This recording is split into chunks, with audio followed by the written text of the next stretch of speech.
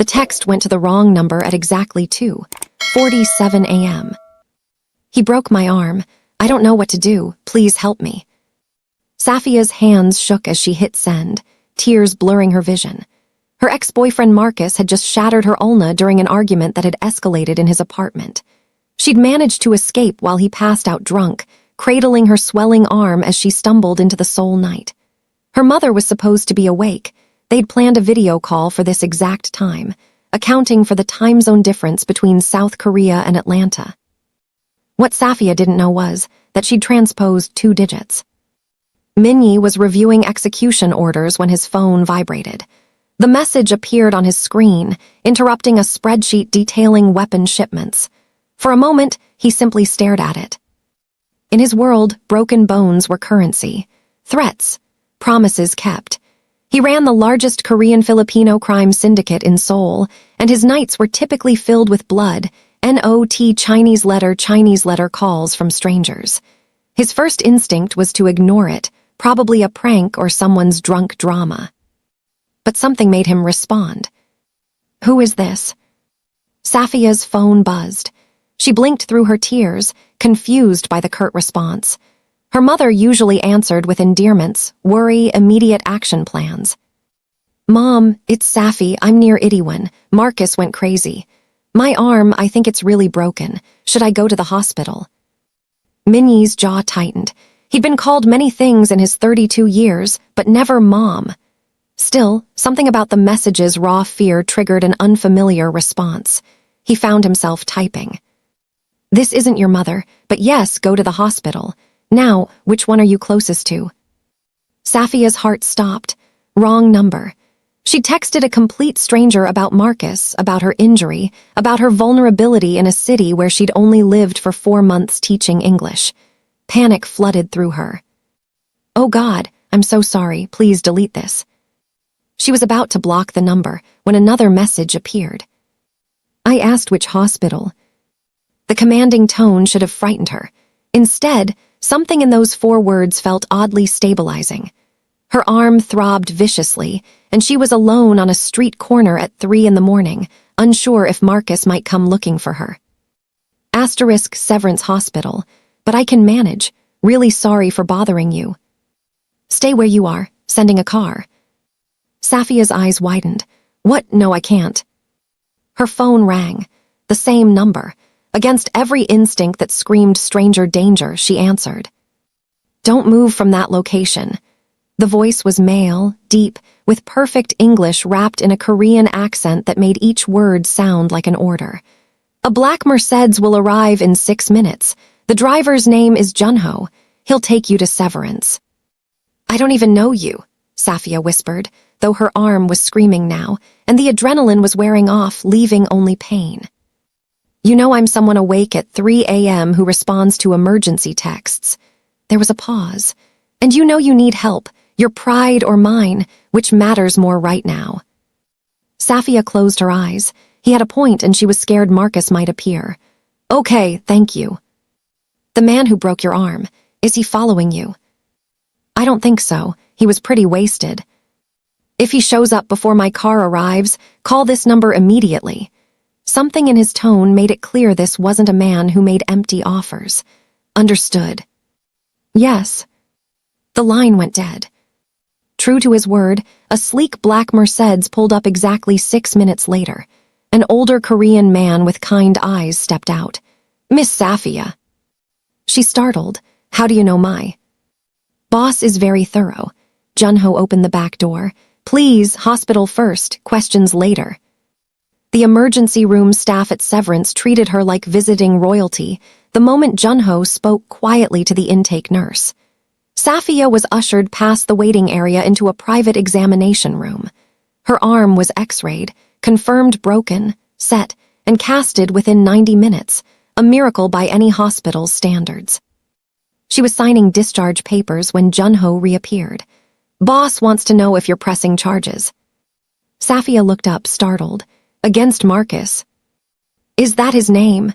Junho's expression remained neutral, but something flickered in his eyes. Boss wants a full name and address. Why? He asks questions I don't. Junho tilted his head. But between us, I've worked for him 8 years. He doesn't involve himself in random strangers' problems. You're an exception. I'd cooperate. Safia's instincts warred with each other. Everything about this screamed dangerous. But this mysterious boss had helped her when she'd been desperate, asked nothing in return, and was now offering. What? Protection? Revenge. Marcus Chen. I don't know his address. We always met at his place, but he never told me the apartment number, just met me in the lobby. Junho nodded, typing into his phone. Your phone had location services on when you texted boss. We have the building. We'll find the apartment. How do you? Safia stopped. Who exactly is your boss? Junho smiled, but it didn't reach his eyes. Someone you accidentally trusted with your safety. Don't make him regret it. He handed her a card. Heavy stock, cream-colored, embossed with a single name. Minyi Song ****. No title, no business. Just a name and a phone number, the same one she'd accidentally texted. He'll call you tomorrow to check on your recovery, Junho said. Answer. It wasn't a suggestion. Safia didn't sleep. She sat in her tiny studio apartment in Hongdae, staring at the cream-colored card, her casted arm throbbing despite the painkillers. At 7 a.m., exhaustion finally dragged her under. The phone woke her at noon. How's the arm? That same commanding voice, slightly softer now in daylight. Safia sat up too quickly, wincing. It hurts. The medicine helps. You didn't answer my question last night. Minyi's tone shifted, becoming cooler. Are you pressing charges against Marcus Chen? I don't know, it's complicated. Broken bones aren't complicated. A pause. But I understand complicated, which is why I'm calling with information you'll want to hear. Safia's stomach tightened. What information? Marcus Chen has 2 prior assault charges, both dropped because the women were too afraid to testify. One had her jaw broken, the other 3 cracked ribs. Minyi's voice carried no emotion, just facts. He's done this before. He'll do it again. The room tilted. How did you find that out so fast? I have resources. He let that hang in the air. I also have his current location, his work schedule, his bank accounts, and the names of everyone he's contacted in the past 72 hours. What you do with this information is your choice, Safia, but make it an informed one. She should be terrified. This man had invaded Marcus's entire life overnight. Instead, she felt something else, a grim satisfaction that someone finally saw Marcus for what he was. Why are you helping me? The silence stretched so long she thought he'd hung up. I don't know yet, Minyi finally said, and he sounded almost surprised by his own honesty. But I'm going to find out. There's a cafe called Moonlight in Itaewon. Meet me there at 8 tonight. I'm not asking you on a date, Safia. I'm offering you choices about your situation. Come or don't. But if you don't, Marcus Chen remains a free man who knows where you live and teach. The line went dead. Safia spent the afternoon researching Minyi Song. The results were simultaneously everything and nothing. A few business registrations for import-export companies. A photo from a charity gala 3 years ago, devastatingly handsome in a tailored suit, sharp jawline, eyes that seemed to look through the camera rather than at it. No social media. No interviews. No digital footprint that explained why a man like him commanded the kind of power that got things done in hours. But there were whispers in expat forums, Reddit threads about Seoul's underbelly that mentioned the Song family in the same breath as organized crime, protection rackets, and gambling empires spanning from Busan to Manila. She should run. She should block his number, report everything to the police, maybe even leave Korea entirely. Instead, at 7:30, she put on a simple black dress and took a taxi to Itaewon. Moonlight Cafe wasn't what she expected. No shady back alley entrance or suspicious characters. Just a quiet, elegant space with jazz playing softly, half filled with couples and business people. Minyi sat in a corner booth, and when he looked up, Safia's breath caught. The photo hadn't done him justice. His beauty was almost severe, strong features, dark eyes that tracked her movement across the room with unnerving focus, black hair styled back from his face. He stood as she approached, and she noticed he was tall, lean, but clearly strong under his black sweater and slacks. "You came," he said, and she detected surprise. "You knew I would." Safia slid into the booth, keeping her casted arm close to her body. "Otherwise, you wouldn't have been here." A hint of a smile. "Smart, I like that." Up close, she could see the small scar above his left eyebrow, the calluses on his hands when he gestured to the menu. These were hands that had seen violence, yet his movements were controlled, almost gentle. "Order whatever you want, then we talk." After the server left with their orders, Minnie pulled out his phone and slid it across the table. On the screen was a video, Marcus, stumbling into his apartment building, clearly drunk again, this time with another woman. "Last night, 4 hours after he broke your arm." Minnie's voice was flat. "This is who you're protecting by not filing charges." Anger surged through Safia's chest. "I'm not protecting him. I'm protecting myself. Do you know what happens when women like me, black women, go up against men in foreign countries? We're the ones who end up blamed, deported, destroyed. Not if you have the right backing." "And what backing do you have?" She met his eyes directly. "You've done more research on him than the police would. You have surveillance footage from private buildings. You found medical records that should be sealed. What exactly are you, Minnie Song?" He leaned back, studying her with something that might have been respect. "I'm someone who operates outside official channels. Someone who gets things done when the system fails. Someone who's interested in why a woman who texted the wrong number is the first person in a decade to make me feel something other than."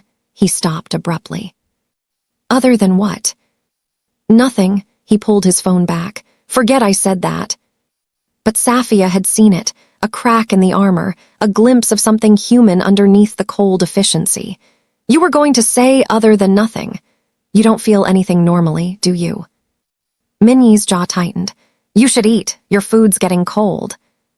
They ate in loaded silence. Safia watched him from under her lashes, the precise way he used chopsticks, the controlled sips of water, everything measured and careful. This was a man who'd learned to contain himself so thoroughly that even eating was strategic. "I'll press charges," she said suddenly, "but on one condition." His eyes snapped to hers. "You're not in a position to negotiate conditions." "Neither are you." She set down her fork. "You want something from me. I don't know what yet, but nobody does this much for a stranger without wanting something. So here's my condition. You tell me the truth. Why me? Why this?" Minnie was quiet for a long moment. When he spoke, his voice was lower, almost vulnerable. "When I saw your text, I was planning someone's execution. I had the order written, the method chosen. I was going to sign off on a man's death with the same emotional investment as ordering office supplies." He looked at his hands. "And then your message appeared, raw, scared, real, and for the first time in 15 years I felt anger on someone else's behalf." Safia's heart hammered against her ribs. "I don't know what that means," he continued. "I don't know why now, but I want to find out." Before Safia could respond, Minnie's phone buzzed. He glanced at it, and his entire demeanor changed, shoulders tensing, eyes going cold. "We need to leave, now." "What's wrong?" He was already standing, pulling cash from his wallet. "Marcus Chen just posted on social media that he's looking for his crazy ex-girlfriend who stole from him and assaulted him. He's included your photo and your school's name." The blood drained from Safia's face. "He's destroying you before you can destroy him," Minnie said grimly. "And it's already spreading. You have maybe 2 hours before this becomes national news. Foreign teacher accused of theft and violence. The media will crucify you." Safia felt the walls closing in. Her career, her reputation, everything she'd built in Korea. "There's another option," Minnie said quietly. "What option?" His dark eyes held hers. "You disappear with me, tonight, and we make Marcus Chen disappear instead." Safia stared at him, the cafe suddenly feeling too warm, too small. "Disappear? What does that mean?" "It means you can't go home. Your apartment is probably already being watched by his friends or opportunistic reporters." Minnie's hand hovered near her elbow, not touching, but guiding her toward the exit. "It means you trust me for the next 48 hours while I contain this situation." "Contain how? You can't just erase social media posts." "I can do exactly that." They stepped into the cool night air. The black Mercedes was already waiting, Junho at the wheel. "But more importantly, I can make Marcus Chen recant every word publicly, apologize, and admit he fabricated everything out of spite. The question is whether you're willing to let me." Safia's phone started buzzing. Text messages from colleagues, notifications from Instagram, Facebook. The storm was already beginning. Her principal's name flashed across the screen. "Don't answer," Minnie said softly. "Not until we've planned your counterattack." She looked at this strange man who'd appeared in her life less than 24 hours ago, who somehow made her feel safer than anyone had in months despite representing everything dangerous. "If I get in that car with you, what am I becoming?" "Smart, protected." He opened the door. "Possibly complicit, depending on your moral flexibility, but alive and with your reputation intact." Safia thought about her mother in Atlanta, about the teaching career she'd worked so hard to build, about the other women Marcus had hurt who'd been too afraid to speak up. She thought about justice and revenge and the blurry line between them. She got in the car. Minnie's penthouse occupied the top floor of a building in Gangnam. Safia had expected something cold and modern, all glass and chrome. Instead, she found herself in a space filled with books, art that looked museum quality, a black grand piano by the windows overlooking the city's glittering sprawl. "You play?" she asked, drawn to the instrument. "Used to, haven't touched it in years." Minnie shrugged off his jacket, and Safia noticed the way his shirt pulled across his shoulders. "You can take the guest room, first door on the left. There are clothes in the closet that should fit. My sister stays here sometimes." "You have a sister." Something shuddered in his expression. She died 3 years ago." "I'm sorry." "Don't be, you didn't kill her." He moved to a bar cart, poured 2 glasses of whiskey without asking if she wanted one. "Leukemia did. Slowly, painfully, while I had all the money in the world and couldn't do a damn thing about it." He handed her a glass, their fingers brushing. The contact sent an unexpected current through Safia's arm. "She was the only person who made me feel human," Minnie continued, taking a long drink. "After she died, I stopped pretending, stopped trying to be anything other than what this life made me." Safia sipped the whiskey, feeling its burn. "What did it make you?" "Empty." His eyes met hers, and she saw something raw there. "Until a terrified woman texted me by mistake and somehow wasn't." The air between them shifted, charged with something neither seemed ready to name. Safia's phone buzzed again, shattering the moment. "Give it to me," Minnie said, extending his hand. She hesitated, then unlocked it and passed it over. He scrolled through the messages, his expression darkening with each one. "Your principal wants you in his office first thing tomorrow. 3 colleagues are asking if you're okay, but in that suspicious way that means they half believe Marcus." He kept scrolling. "And you have 47 comments on the post Marcus tagged you in, most of them unpleasant." Safia's stomach churned. "Let me see." "No." Minnie pocketed her phone. "You don't need those words in your head. Trust me to handle this." "By doing what exactly?" He pulled out his own phone, made a call, spoke in rapid Korean. Safia caught Marcus's name, some numbers, and a word that sounded like insurance. When he hung up, his smile was sharp enough to cut. "Marcus Chen works for his uncle's export company. That company just failed an inspection that will be reported to customs tomorrow unless Marcus issues a public apology and admission of lies by midnight tonight. His uncle will lose contracts worth approximately $2 million. You can do that, just create failed inspections." "I can do a lot of things, Safia. The inspections aren't fabricated, the violations are real. They're just usually overlooked for the right price."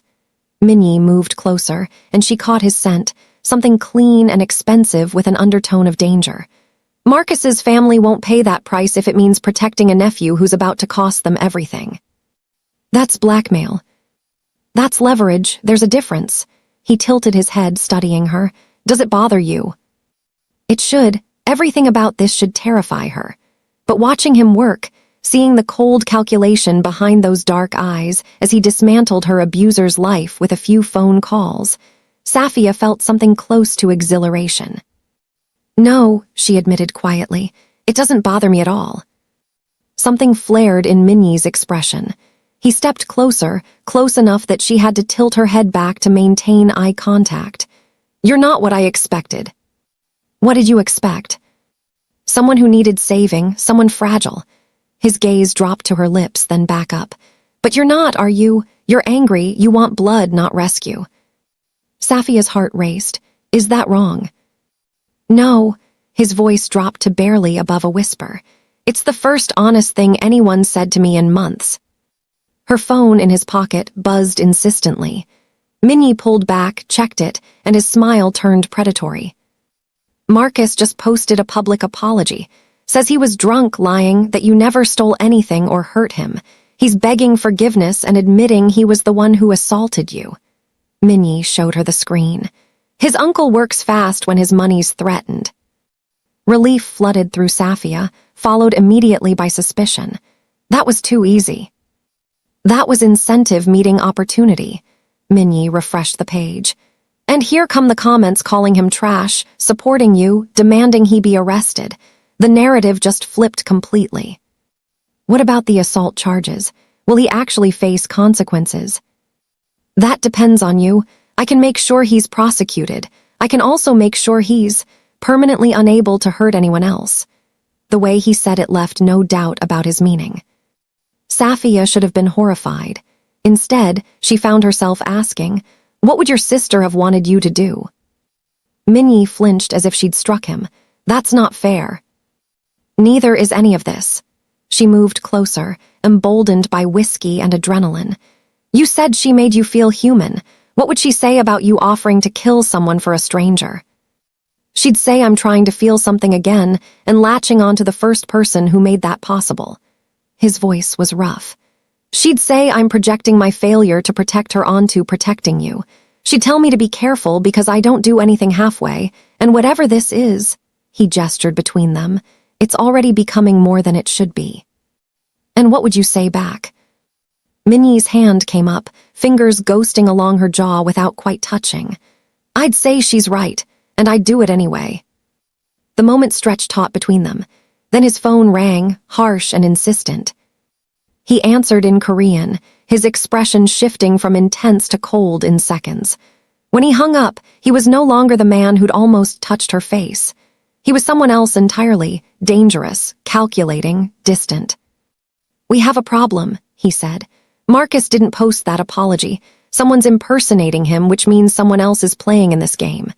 His eyes met hers, hard as stones. And they just sent me a message. They have footage of you getting into my car tonight. They're threatening to release it with a narrative that you're my prostitute, that I'm a gang boss, and that this whole thing is a mob cover-up. Safia's blood ran cold. Who would? I have enemies, a lot of them. Minnie was already moving, pulling up security feeds on his phone. And one of them just figured out the fastest way to hurt me is through you. Minnie's penthouse transformed into a command center within minutes. Junho arrived with 2 other men, one thin and nervous with glasses, the other built like a concrete wall. The nervous one, introduced only as Tech, immediately set up 3 laptops on the dining table. Show me the message, Minnie ordered. Tech pulled up a video file. Grainy footage showed Safia entering the Merced's outside Moonlight Cafe, Minnie's hand on her lower back. The angle made it look intimate, possessive. Wrong. They sent this to 5 media outlets and a police contact known for leaking to reporters, Tech said, fingers flying across keyboards. But here's the interesting part. They haven't released it yet. They're waiting. For what? Safia asked, her casted arm aching from tension. For Boss to make a move, Junho answered. This is bait. Minnie stood perfectly still, but Safia could see the muscle twitching in his jaw. Who sent it? Routed through 7 proxies, but I'm tracing. Tech paused, eyes widening. Boss, it came from inside your organization. The room went arctic. Impossible, the concrete wall man, Dehyun, growled. Everyone's been vetted for years. Not everyone. Minnie's voice was deadly quiet.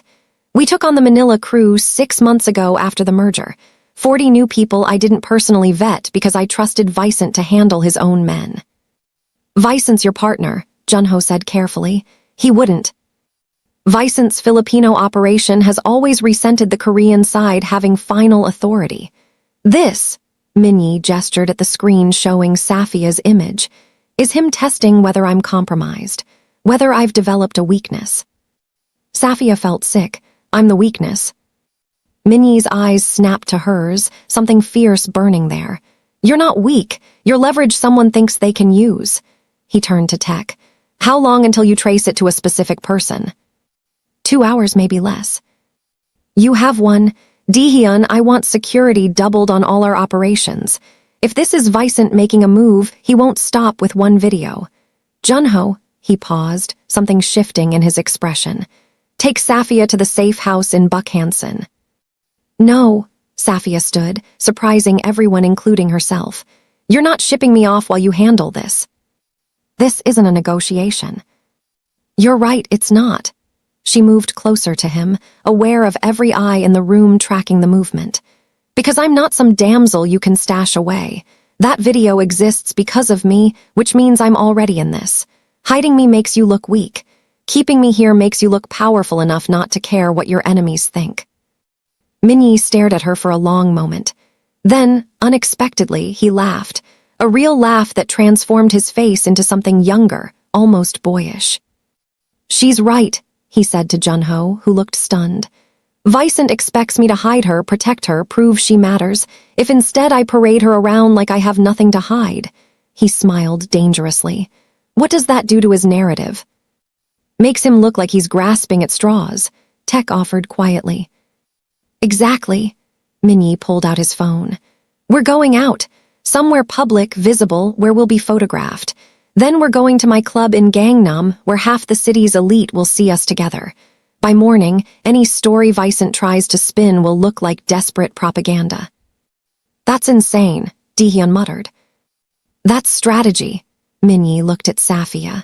But it requires you to play a role. Can you pretend to be completely comfortable with a known criminal in front of cameras and crowds? Safia thought about Marcus, about the women he'd hurt, about every time she'd smiled through discomfort to keep the peace. I've been playing roles my whole life. What's one more? Something in Minnie's expression softened. This one comes with actual danger. So did texting you by accident. Hasn't stopped me yet. 30 minutes later, Safia wore a borrowed dress from the mysterious sister's closet, deep emerald that made her light brown skin glow, fitted enough to flatter but elegant enough for wherever they were going. Minnie had changed into a sharp charcoal suit that probably cost more than her monthly salary. Here, he held out a necklace, delicate gold with a single diamond. My sister's, it'll make the photos more believable. Safia let him fasten it around her neck, hyper-aware of his fingers brushing her skin. What story are we selling exactly? That you're someone I'm seeing, someone I care about enough to bring into my world publicly. His hands lingered on her shoulders. The truth, basically, just accelerated. Her heart stuttered. The truth. You think I investigate every woman who texts me by mistake, deploy my entire organization to solve their problems. Minnie turned her to face him. I haven't been able to stop thinking about you since that first message. It's inconvenient, dangerous, and completely unlike me. But it's true. Safia's breath caught. Minnie. I know it's too fast. I know I'm not exactly relationship material. But if we're going to sell this to the world, you should know it's not entirely fake for me. His thumb traced her cheekbone. Is it fake for you? She should say yes. Should maintain distance, protect herself. Remember, this man ordered executions and ran criminal enterprises. But standing there with his hands on her face, his eyes searching hers with unexpected vulnerability. No, she whispered, it's not fake.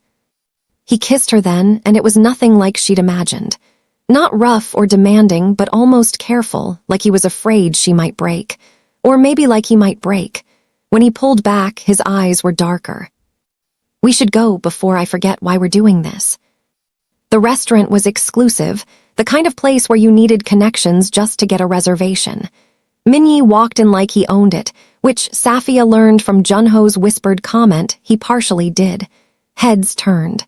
Whispers followed. Cameras appeared on phones. "Smile," Minyi murmured, his hand warm on her back. "You're supposed to be enjoying yourself." "I am," she said, surprised to find it true. "Is that wrong?" "Probably." His smile was crooked. "But I stopped caring about right and wrong around the time I stopped feeling anything at all."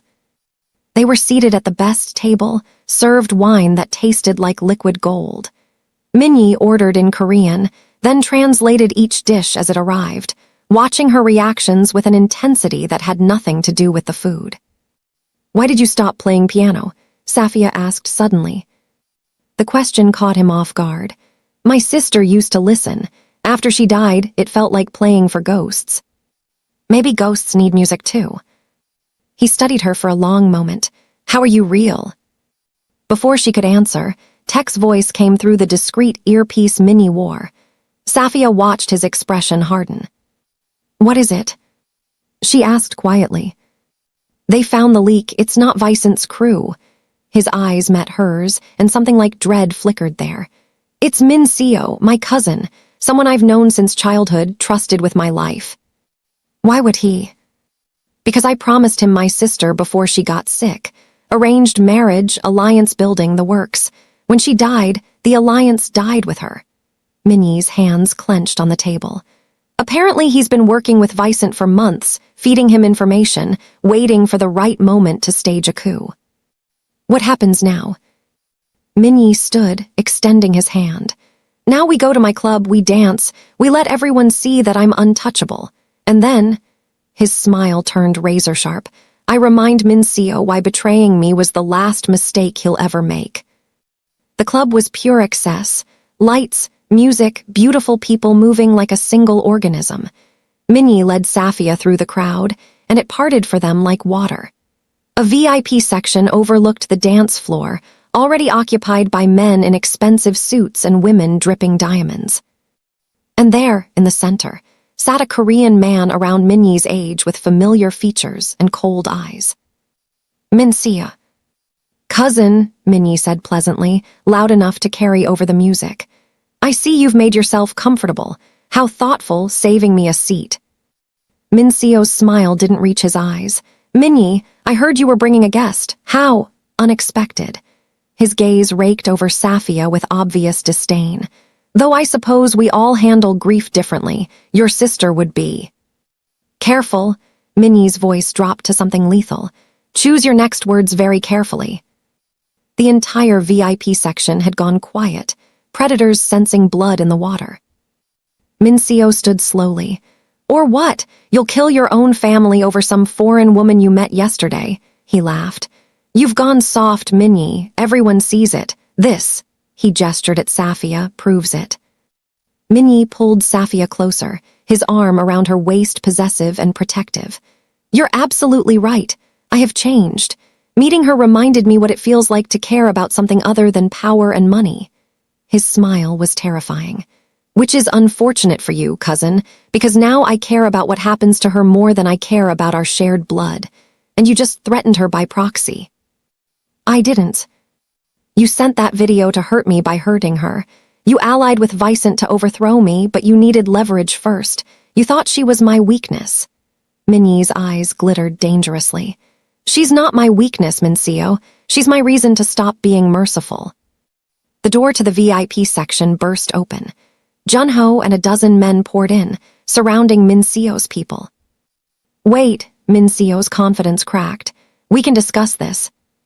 "There's nothing to discuss. You betrayed me. The penalty for betrayal hasn't changed." Minnie nodded to Junho. "Minnie, please." Min Seo looked genuinely terrified now. "I'll leave Korea, I'll disappear, just don't." "Don't what?" Minnie's voice was ice. "Kill you. Oh, cousin, I'm not going to kill you." Relief flooded Min Seo's face. "I'm going to let her decide what happens to you," Minnie finished, turning to Safia. Every eye in the room swiveled to her. Safia's heart hammered against her ribs. This was a test of her, of what she was willing to become, of whether she could exist in Minnie's world. She looked at Mincio, at his fear, at the power suddenly placed in her hands. And then she smiled. The weight of every gaze pressed against Safia's skin. Mincio's terror, Junho's curiosity, the predatory interest of the other men in suits, all waiting to see what the foreign woman would do when handed someone's fate. Minnie's arm remained around her waist, solid and grounding, but he didn't prompt her, didn't whisper suggestions. This choice was entirely hers. Safia thought about Marcus walking free after hurting multiple women, about systems that protected men like him, like Mincio, who wielded power without consequence. About the rush of satisfaction she'd felt watching Minnie dismantle her abuser's life with ruthless efficiency. She stepped forward, out of Minnie's embrace, and walked directly to Mincio. Up close, she could smell his expensive cologne mixed with fierce sweat. "You tried to destroy me to get to him," she said quietly, only loud enough for Mincio and those closest to hear. "Used my image, my presence, my body as a weapon without my consent.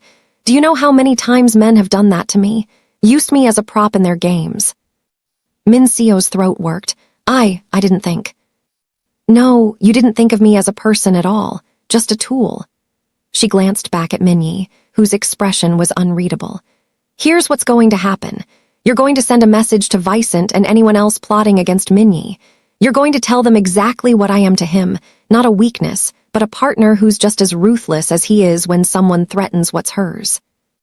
Something fierce and possessive flashed across Minnie's face. "Then you're going to liquidate every asset you have and donate it to organizations supporting domestic violence survivors in Korea and the Philippines.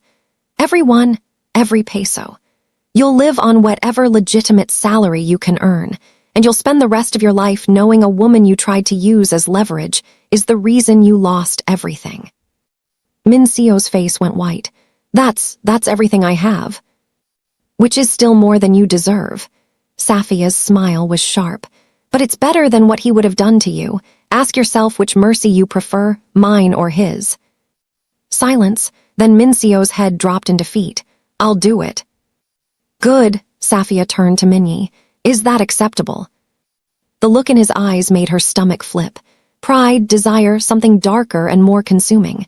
"It's perfect." Junho moved to escort Mincio out, along with his people. The room gradually resumed its rhythm, though Safia could feel the shift in how everyone looked at her now, not as an accessory, but as someone to be wary of. Minnie pulled her onto the dance floor without a word.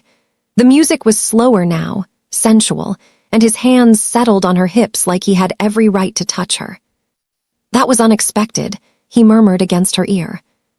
"What part?" "All of it. I thought you'd say to let him go, or maybe you'd be horrified I put you in that position." His thumb traced circles on her hip through the thin fabric. "Instead, you found a punishment worse than anything I'd have done. Financial and social destruction. Poetic." "I learned from watching you work." She looked up at him, aware of how their bodies fit together, moving in sync. "Was it wrong, what I did?" "Morally ambiguous at best." His lips curved. "But then, so is everything in my world. The question is whether you can live with that ambiguity." Safia thought about it, really thought about who she was becoming in this strange, dangerous space between her old life and whatever this was with Minnie. 24 hours ago, she'd been a woman who avoided conflict, who tried to fix broken men, who believed the system would protect her if she just followed the rules. That woman felt like a stranger now. "I think," she said slowly, "that I've spent my whole life trying to be good according to rules written by people who never had to fight for anything. Maybe it's time I wrote my own rules." Minnie's hands tightened on her. "Careful. That kind of thinking is how people end up in my world permanently." "Maybe I want to be in your world." "You don't know what you're saying." "Don't I?" She pressed closer, emboldened by the heat in his gaze. "You said meeting me made you feel something again. Well, meeting you made me realize I've been half asleep my entire life. Playing it safe, making myself smaller, accepting crumbs of respect. I'm tired of being safe, Minnie. His jaw clenched. Safia, I need you to understand something. My world doesn't have happy endings. People I care about end up hurt or dead. My sister died from an illness you couldn't control. That's not the same as the dangers you're talking about. Isn't it? I made enemies while she was sick, ruthless choices to pay for her treatment. Some of those enemies tried to get to me through her when she was most vulnerable. The stress, the fear, it weakened her already compromised immune system. His voice cracked slightly. The doctors said stress was a factor. So yes, my world killed her, just slower than a bullet would have. Safia's heart ached for him. Is that why you stopped feeling, punishing yourself? I stopped feeling because feeling meant remembering that I failed the only person who ever. He stopped, jaw working. This conversation is too heavy for a club. Then let's leave. Back at the penthouse, the city sprawled below them like scattered diamonds. Minnie poured 2 glasses of whiskey but didn't drink his, just stood at the window with his back to her. My sister used to tell me I was capable of great love, he said quietly. That underneath all the violence and calculation, I had the biggest heart in the family. She was wrong. Or maybe she saw something you've been hiding from yourself. Safia joined him at the window. You're capable of love, Minnie. I've seen it, in how you talk about her, in how you helped me when you had no reason to, in how you look at me when you think I'm not watching. He turned to face her, and the vulnerability in his expression stole her breath. I don't know how to love someone without destroying them. Then we'll figure it out together. She took his hand, lacing their fingers. I'm not fragile, I'm not your sister. I'm choosing this, choosing you with full knowledge of what it means. It means danger, constant threat, a life where you can never fully trust anyone except me. Sounds better than my life was before, at least it's honest. She stepped closer. At least it's real. Minnie cupped her face with both hands, his touch achingly gentle. I haven't wanted anything this badly in years. It terrifies me. Good, fear means it matters. When he kissed her this time, it wasn't careful. It was hungry, desperate, like he was drowning and she was air. Safia responded with equal fervor, months of loneliness and fear and suffocation melting away under his hands. They stumbled toward his bedroom, shedding clothes between kisses. Safia was distantly aware that her casted arm was awkward, that this was reckless, that everything about this situation was insane, but she'd never felt more certain of anything. Afterward, they lay tangled together, Safia's head on his chest, listening to his heartbeat slow. Minnie's fingers traced absent patterns on her shoulder. I need to tell you something, he said quietly, about my preferences. Safia lifted her head. What do you mean? He hesitated, then met her eyes. Before you, I never. Women weren't. He exhaled sharply. I've only ever been with men, Safia, exclusively, my entire adult life. She processed this, pieces clicking into place. But tonight was the first time I've ever wanted a woman, the first time I've felt this kind of attraction to anyone female. His hand cupped her cheek. You've changed something fundamental in me. I don't know if it's just you specifically or if you've awakened something I've been suppressing, but either way, he looked almost afraid. Either way, it's real. Safia's heart swelled. Are you okay with that, the change? I don't know, it's disorienting, like learning I'm capable of flight when I've spent 32 years walking. His thumb brushed her lips. But I know I don't want to stop. Is that enough? It's everything. They fell asleep wrapped around each other, and for the first time in years, Minnie slept without nightmares. Dawn broke with Safia's phone ringing, the one Minnie had returned to her. Her principal's number flashed on screen. I have to take this, she whispered, slipping out of bed. The conversation was brief, professional, devastating. Despite Marcus's retraction and apology, despite the lack of evidence against her, the school had decided her involvement in a public scandal made her unsuitable for continued employment. They'd mail her final paycheck. Her visa sponsorship would end in 30 days. Safia hung up numb. Minnie appeared in the doorway, bare-chested and beautiful in the early light. What happened? I'm fired. My visa expires in a month. she laughed hollowly. So much for figuring this out together. I'll be deported before we even. Marry me. Safia's heart stopped. What? Marry me, spouse visa, problem solved. He said it like he was suggesting breakfast, but his hands were shaking slightly. Minnie, that's insane. We've known each other for 2 days. 36 hours, technically. He crossed to her, taking her hands. And I know it's crazy. I know it's too fast. But I also know that I've felt more alive in these 36 hours than in the last 3 years combined. I know that losing you to a visa technicality is unacceptable. And I know that in my world, when you find something worth protecting, you don't hesitate. Safia's mind raced. This was madness. Marriage to a criminal she barely knew, diving headfirst into a dangerous world, burning every bridge to her old life. Yes, she heard herself say. Minnie's eyes widened. Yes. Yes, I'll marry you, not just for the visa, but because, she cupped his face. Because you're right, I don't want to lose this either, whatever this becomes. He kissed her fiercely, then pulled back with sudden urgency. We need to do it today, before Vicent makes his next move, before anything else can go wrong. Today, but... Minnie's phone erupted with calls. Junho's name flashed on screen. He answered, listened, and his face went ashen. What? Safia demanded. What is it? He lowered the phone slowly, eyes meeting hers with something like horror. Vicent didn't just ally with Mincio. He's been working with Marcus. They have a video, real footage from Marcus's apartment the night he broke your arm. His voice was hollow.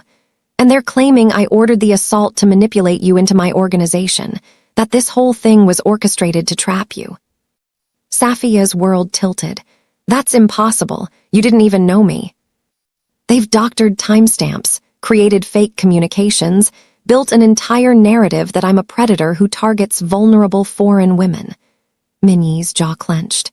And they're releasing it in 2 hours unless I surrender control of my entire operation to Vicent. So we prove it's fake. With what evidence? My word against manufactured digital proof, he laughed bitterly. By the time we untangle their lies, you'll be arrested as my accomplice and I'll be... He stopped. I need to call them off, make a deal. No, Safia grabbed his arm. You're not giving up everything for me. I'm not losing you either. Then we run, both of us. Leave Korea, start over somewhere they can't touch us. I can't just leave. My people, my sister's grave, everything I've built. His phone buzzed with another message. He looked at it and all color drained from his face. What now? He showed her the screen. A photo of her mother's house in Atlanta. Her mother standing in the garden, unaware she was being photographed. The message below read, 1 hour. Your answer determines if she's still standing in that garden tomorrow. Safia's legs gave out. Minnie caught her, but she could barely breathe. They can't. My mother has nothing to do with. Vicent's making sure I understand the stakes. Minnie's voice was dead. He knows the only thing that would make me surrender is you, and the only thing that would make you tell me to surrender is your mother. Tears streamed down Safia's face. What do we do? Minnie held her, and she felt his heart breaking in sync with hers. We have 58 minutes to decide between my empire or your mother's life, and I honestly don't know which choice I can live with. The phone buzzed again. Another message. Decide fast, lovebirds. Clock's ticking and mothers are so fragile at that age.